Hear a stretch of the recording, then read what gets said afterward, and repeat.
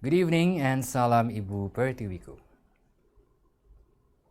Hong Kong's airport has cancelled all remaining departing flights for the second day after protesters took over the terminals.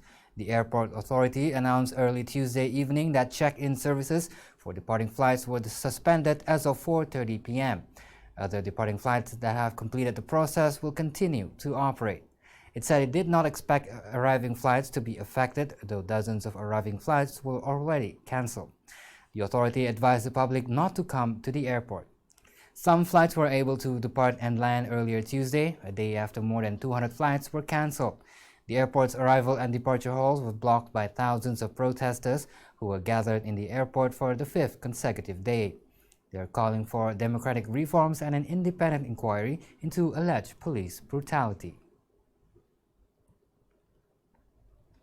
Amidst fears that the Tiananmen Square massacre could be repeated as protests in Hong Kong continue into their 10th week, a newly released video shows China's paramilitary forces amassing dozens of military vehicles in the neighboring city of Shenzhen. In a video obtained and released by Chinese state-owned media website Global Times, dozens of military trucks and over a dozen armored personnel carriers can be seen assembling in Shenzhen, less than 30 kilometers from Hong Kong, for military exercises. The Global Times reported that the People's Armed Police have been assembling in Shenzhen, a city bordering Hong Kong, in advance of apparent large-scale exercises based on the video. They added that the APC's main guns appeared to have been removed and that the vehicles have been assembling over the weekend. The video comes as Beijing warned on Monday that the anti-government protesters were showing signs of terrorism, urging the city's forces to crack down on the rioters and on violent crime with an iron fist.